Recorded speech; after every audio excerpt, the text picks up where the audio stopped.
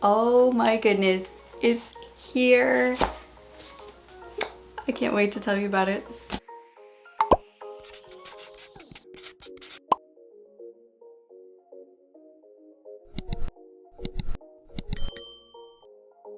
Oh my goodness, you guys.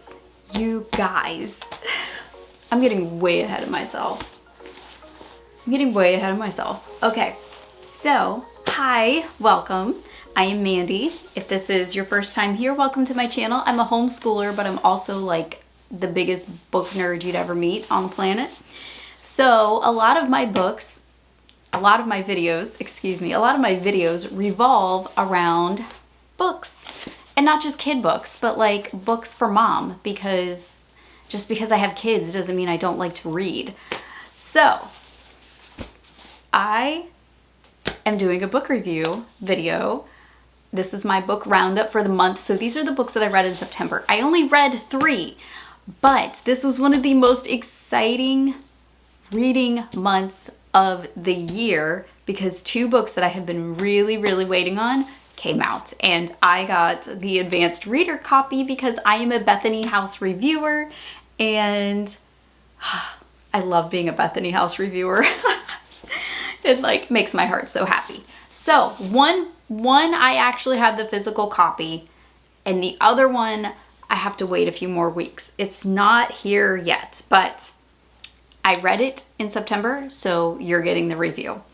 Okay, let's go. I gotta get my caffeine. Okay, so if you've been around my channel any length of time, you know that these books right here, the Timeless series, is my favorite historical fiction series. This is a Christian series, and I read book number 6 earlier this year. I read book number 5 earlier this year. Book number 6 is the one that is releasing in November, I believe. The end of October or early November. I got it in September, and I read it via my Kindle, and I wasn't sure if I was gonna like this one. I read she sent Gabrielle Meyer, the author, she sends us kind of like a little blurb about the book, probably what's going to be on the back of the book. And I wasn't sure, this was the first book of hers, I wasn't sure if I was going to like. Sorry, Gabrielle, I love you. Please forgive the lighting. It's very cloudy and the sun keeps going back and forth. So if my lighting keeps changing, I do apologize. So this was the first book of hers. I wasn't sure if it was going to be my favorite, you know what I mean? But I was going to give it a go anyway because this is my favorite series and I have faith in my author. I have faith in my favorite author here. So I eagerly got my hands on it, and I have to say I was so pleasantly surprised at how well done this was. I wasn't sure if I was going to like it. I really wasn't. And I loved it. I was so surprised. So what book am I talking about? This book is called Through Each Tomorrow by Gabrielle Meyer. It is book number 6 in this series. I have all of them. I have all of them in paperback, which means I really like it because if I'm going to waste this much bookshelf on a book series, I had better love it. And there's very few books, like series of books, that I have the physical copies of. And I think the only other one that I can say that I've done that with is Anne of Green Gables, because it's my absolute favorite book on the whole face of the planet, is Anne of Green Gables. I have the whole series of Anne of Green Gables. That's the only series I have the whole physical copies of other than Timeless. I will not give up my Timeless books. I love them. So I'll show you my favorite. My favorite books in this series is actually, it's this one. It's number 2. Number 2 was I loved book number 2. I thought that was so twisty and turny, and I loved number 5. I love number 5, and I loved number 4. Gosh, I can't even pick. They're all just so good. They are all just so good. Okay, so I'll kind of go in order and I'll show you how you're supposed to read it, because Here's the thing with timeless books, okay? Like, I've gotten so many of you into these books, but here is the thing. You have to start with number 1. You cannot just jump into these books because it won't make any sense, okay? You need to start with number 1 for the whole thing to make sense. You have to start with Libby. So each book starts with one main character, and then they have a split life. So they live one life, and then they go to bed and wake up in the second life. And on their birthday, and it kind of depends on which mark they have. Sometimes it's like 21, sometimes it's 25, and it kind of depends on if they're male or female. They have to choose which life they're going to stay in. And a lot of these timelines, a lot of these lives revolve around big historical events. It is so real. It is really neat. So you have everything from like the Revolution to the Civil War to 9/11, and Jack the Ripper was one that we just read earlier this year. So good. So Gabrielle Meyer is the queen of plot twists. And she did it again. I could not figure out how this one was going to end. One of the things I will say though is even if the book does not end in the way that you think it should, it still has that like feeling of everything is wrapped up really nice with a bow. So I knew it wasn't going to be like super tragic because none of her books are like super tragic, at least not yet. But there's so many twists and turns that like for a while you think that like all hope is lost, and then it all turns out great. So this book was a little bit different because we had our first like main male character, which I think was one of the reasons why I wasn't sure if I was gonna like it. But we have a brother and sister in this book, and we have a brother and sister duo. So we have Cicely and Charles. And Charles has 2 lives that he's going back and forth between. Cicely has just the one, even though she is a time crosser because she died in one of her lives. So when they die in one life before they get to choose, that life is over and they are stuck in their other timeline. So we have 2 time crossers and they're going back and forth. And this one revolves around, I'm looking because I have to make sure I get this right.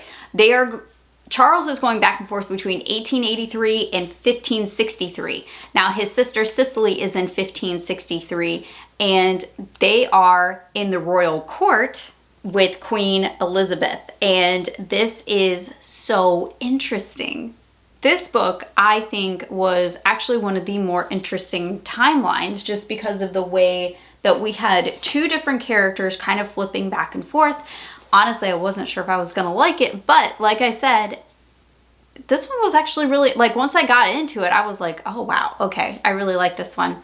And then I felt silly because of course I'm gonna like it. It's a Gabrielle Meyer book. I love pretty much anything that she writes. I had to set that stack down. It is getting a little bit heavy on my lap. So that one comes out in a few weeks. When you're watching this video, it should be coming out quite shortly. So get on the list for that book. It is really good, but make sure that you read the previous 5 books before you pick up book number 6, because a lot of these things won't make sense. And you'll also get appearances in the newer books from some of the older characters that you read about. And it's so cool because it's like you get to meet a friend. And a lot of the characters are family members of the previous timelines. And so to understand how the timeline actually works, you have to start with book 1. So that's really important. So 5 stars. Love Gabrielle. Okay, the next book is by one of my other favorite authors, Jamie Jo Wright, and her new book, The Bell Tolls at Traeger Hall. Let me tell you, I think I devoured this book in like 2 days. Like all I did was read this book. So good. Jamie Jo Wright is like the queen of spooky stories, but they're not like horror stories. You know what I mean? Definitely not horror stories, but like on the spooky side, but they always turn out to be something normal. You know what I mean? Like, even if everybody in town thinks that there's a ghost haunting this place, it never turns out to be a ghost, and they uncover the mystery of what it actually is. So I love that about her. Her characters, she always has some kind of really strong Christian tie in all of her characters, which I really appreciate. I I love that about Jamie Jo Wright's books. Not a lot of Christian books these days have that in there. I feel like it's a really superficial Christianity. Jamie Jo Wright's characters go a little bit deeper, which is nice because it's not like, I don't know, like super surface layer, I guess. So in this book, there is this abandoned hall with a bell tower, and we have kind of a split timeline thing going on. So we are reading a character who is at Traeger Hall during the time of like the hall's glory days, right? And that is in 1890. I'm making sure I'm reading the back just to make sure that I have this right.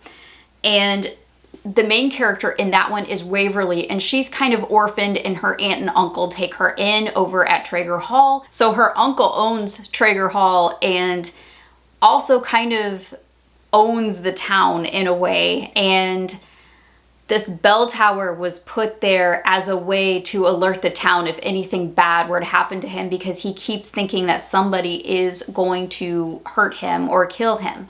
And Waverly thinks that he's a little crazy, but then her aunt and uncle are murdered, and she has to unravel this whole mystery of what happened to her aunt and uncle. And then the only friend that she has in town is the Undertaker. And so they start to unravel this mystery. Now, flip to present day, Traeger Hall is abandoned. It's shut up. Everything is bricked over. And the new owner, you have a young lady by the name of Jenny. And Jenny takes over this estate. And she ends up finding remains on the property, and ensues this whole mystery about Traeger Hall. So you have both characters in two different timelines trying to unravel this mystery, and when it all comes crashing down, it is really interesting to see the mystery behind everything in this book. Really, really great book. Really enjoyed it. If you don't follow me on Goodreads, highly recommend that you do. I have more detailed reviews of this one in the Timeless book and every other book that I read, really. I have more than I could really say in this video on my Goodreads account. Also, both this one and the Timeless one, adult books, not for kids, just as a FYI. You can make your own decisions on that. However, I have always said Timeless books, I would wait until, you know, at least young adulthood for those. I would say probably the same thing for Jamie Jo Wright's book, but you know, you make your own decisions with your own kids. Just really look into it or pre-read it, because this one is a really fun one to pre-read. The last book I have, you guys begged me to review living books. Here's the first living book I'm going to review, The Cat of Bubastes by G.A. Henty. Really good book. This was not a boring book. I do want to say, here goes the sun again. I do want to say that with this book, you can get a free audio of it. It is on the LibriVox app. Let me see if I have this. Yeah, okay. It looks like this, and you can, and I will put how you spell it down in the bottom or down in the description for you. But that app is free, and it has public domain books read by volunteers, and this one is one of them. A lot of Henty books are on there. So take a look at that. You can get it read to you, and the reader is actually really good. I really like the reader of this one. So this one is all about ancient Egypt, and you have Amuba and Chevron, and just how this cat, you see how the people treat cats in ancient Egypt, and how something happens to this very special cat, and these two have to go on the run. And you're going to learn a lot about ancient Egypt in this living book. You're going to learn a lot about how they worshipped. You're going to learn a little bit about how the Jews were treated. You're going to learn about so many different things in their culture, like the food and death and just how they lived in their everyday life through this book. So this one, if you're studying ancient Egypt, this is a really good one to pick up. And it also has a lot of Christian themes because this is before the time of the Exodus, but while the Hebrews were there. So you're going to kind of see a little peek into that. And yeah, really, really neat book. I don't know how this lines up with the biblical timeline, just because this book was written so long ago that we have made newer discoveries here in modern times about where those pharaohs and things line up. And, you know, like, if you've done any study on that, then you know what I'm talking about. But, you know, just, you might have to abandon a little bit of that to just kind of get into the story. So I wouldn't pay too much attention to that. You know, leave that for your actual, like, pinpointed history courses and things like that. And just enjoy the story for what it is, because it is actually a very good story. I recommend that one for especially high schoolers who are learning about ancient Egypt. That was a fun read. The chapters are not very long. We got through that one in, I don't know, 2-3 weeks. Really enjoyed it. All right, that is the end of my video. So thank you for joining me today on another adventure into what Mandy is reading. Really, really liked these books. This was a fun month for books. In October, I don't know what I'm going to be reading. I have a couple of books. I have two or three ones. I'm reading Hittite Warrior now for our living book, and I have another one on Martin Luther that I'm reading for Reformation Month now that it's October. And I don't know, I have to wait and see what kind of comes out with Bethany House, and then I will make my decisions on what else I will be reading for the month. But yeah, that is my small little list for right now. It's been so busy because my son was wrapping up his fire academy, and I feel like I'm just now kind of like getting back into the groove of things. So I didn't read very much for a couple of weeks after I finished that stack. So I'm just now getting back into reading. So I will update you at the end of October with another book wrap up. I will see you guys in the next video. I hope you have a wonderful rest of your day and happy homeschooling.